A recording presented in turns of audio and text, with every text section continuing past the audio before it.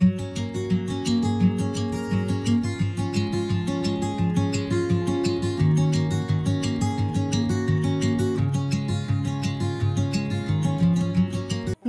সকলকে, আমার আনন্দিত জয়গুরু। আশা করছি সকলেই খুব ভালো আছেন, সুস্থ আছেন, ঠাকুরের হয়ে আছেন।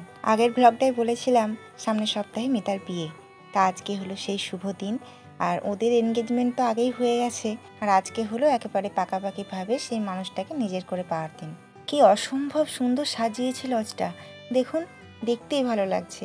এখানে যদি আমাকে বলে 1 ঘন্টা তুমি দাঁড়িয়ে দাঁড়িয়ে ছবি তোলো, তাহলে আমি না খাওয়া বাদ দিয়ে তাই করব। কিন্তু দুর্ভাগ্যের বিষয় হলো আমাদের অনেক লেট হয়ে গেছিলো জানেন, সেই জন্য ছবি টবি আর তোলা হলো না, একেবারে সরাসরি ভিতরের দিকে যাচ্ছি।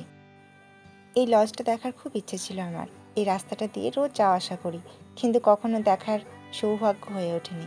আজকে মিতার বিয়ে উপলক্ষে একেবারে ভিতরেই ঢুকে পড়লাম। সামনে দেখি গণেশের একটা সুন্দর মূর্তি, দেখুন কি সুন্দর লাগছে দেখতে।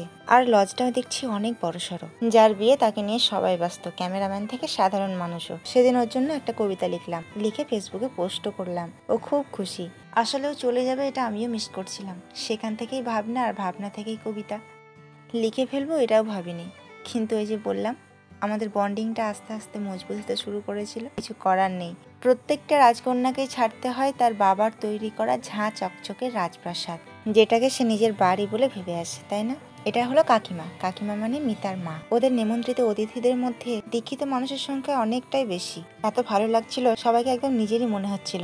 যাই হোক, ভালো ঘর ভালো পরিবার দেখে মেয়েটার বিয়ে দিতে পারছে, এটাই মা বাবা হিসেবে কাকু কাকিমার কাছে স্বস্তির। গোটা হলরুমটা এসির ব্যবস্থা ছিল বলেই কিন্তু আমরা এতটা গরম বুঝতে পারিনি। এই যে যাদের দেখছেন সামনে, এরা প্রত্যেকটা মানুষই দীক্ষিত। সেই জন্যই বলছিলাম সবাইকে বড্ড আপন মনে হচ্ছিল, কারণ সবাই পরিচিত এবং খুব ঘনিষ্ঠভাবে পরিচিত। আর ওই যে পাগড়ি মাথায় কলাপাতি রঙের পাঞ্জাবি পরে দাঁড়িয়ে আছে, ওটা হলো কাকু। কাকু বলতে মিতার বাবা। মানুষটা বড্ড বেশি ভালো। আর এই দিকটায় টিফিনের ব্যবস্থা করা হয়েছে। কি সুন্দর সব আয়োজন বলুন তো। আমি দেখলাম কোনো কিছু যদি আমার খাবার মতো হয়, কিন্তু আমি কিছুই খেতে পারবো না। আর সব থেকে বড় কথা হলো, বাড়ি থেকে খেয়ে গেছি জানেন, একটু খেতে ইচ্ছে করেনি, খিদেই পাইনি। কিন্তু এই আইসক্রিমটা দেখে মনে হলো সবাই খাওয়া দাওয়া করছে আর আমরা বোকার মতো কেমন যেন দাঁড়িয়ে আছি। তাই একটু আইসক্রিমটা খাই, এই গরমে এটাই বেটার হবে। পাশে দেবলীনাও দাঁড়িয়ে আইসক্রিম খাচ্ছিল, তো ও বললো যে তুমি সবারই ভিডিও করছো, তা আমাকে দাও, আমি তোমার ভিডিওটা করে দিই। আর কেউ যদি ভিডিও করে দেয় তাহলে মন্দ হয় না বলুন। ও প্রথমে বুঝতেই পারিনি দেবলীনা ওর ভিডিও করছে। আইসক্রিমটা কিন্তু দারুণ ছিল। এদিকে আমার দাদা ভাই আর দিদি ভাই ডিনারটা সেরে নিচ্ছে। এই শাড়িটাই অর্চনা দেখে খুব ভালো লাগছিল দেখতে। প্রায় সবাইকেই দেখলাম এই ধরনের শাড়ি পরে আসতে। আর এই হলো আমাদের রাজেশ দাদা ভাই আর কবিতা পান্ডে মা। তারপর ওখানে গিয়ে শুনলাম যে 6টার সময় নাকি বিয়ে চলে এসছে, কিন্তু আমাদের এরকম হয় না বলুন, কত রাত হয়ে যায় বিয়ে ঢুকতে ঢুকতে। যাই হোক, আমি কিন্তু দারুণভাবে উপভোগ করেছি মিতার বিয়েটা। খাওয়া দাওয়া থেকে শুরু করে ওনাদের আন্তরিকতা পর্যন্ত সবটুকু। পাতাটা হাতে নিতেই দেখি কত শক্ত, সুপুরি গাছের মোচার খোলস দিয়ে যে থালাগুলো বানানো হয় ঠিক সেরকম। তারপরে দাঁড়িয়ে দাঁড়িয়ে লাইন দিয়ে খাবার নেওয়া আমার খুব ভালো লাগছিল। মনে হচ্ছিল আমি যেন ফিল্ম ইন্ডাস্ট্রিতে চলে গেছি। এটা হলো আলুর দম, ছোট ছোট আলুগুলো দিয়ে কি সুন্দর দম বানিয়েছে। শ্রী তো দারুণ খুশি। এই দাঁড়িয়ে দাঁড়িয়ে খাবার নেওয়াটা ও দারুণভাবে উপভোগ করছিল। খাবারের এত আইটেম ছিল যে আমরা সব খাবার নিতেই পারিনি। ফ্রাইড রাইসটা একেবারে হালকা মিষ্টি ছিল, ভাতের মতোই। অনেক রকমের মিষ্টি ছিল, পাঁপড় ভাজা ছিল শ্রীর পছন্দের, ও তো ওটা ছাড়বেই না।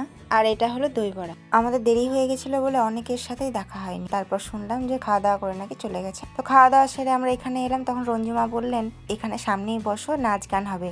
আমি তো শুনে ভীষণ খুশি, নাচ গান হবে বিয়েতে। তাছাড়া ওদের বিয়েতে নাচ গান হয়ই। তো আমাকে বললেন যে কখনো বিহারীদের বিয়ে দেখেছো? আমি বললাম না, দেখিনি। তো সামনে বরকে রাখা হয়েছে আর মেয়েকে বরের সামনে আনবে মেয়ের বোনেরা। আর ওরা রেডি হয়ে গেছে, এদিকে শুট ফেলছে। ওই যে ওরা রেডি হয়ে চলে এসছে, এবার চলুন দেখিনি।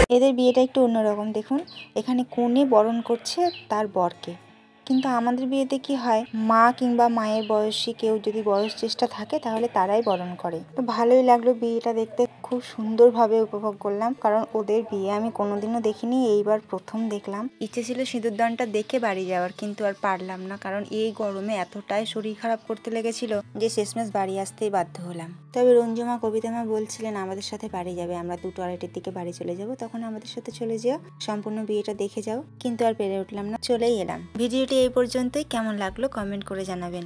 সকলেই ভালো থাকবেন, সুস্থ থাকবেন, আর মনের মধ্যে এক রাস আনন্দ নিয়ে দিন কাটাবেন।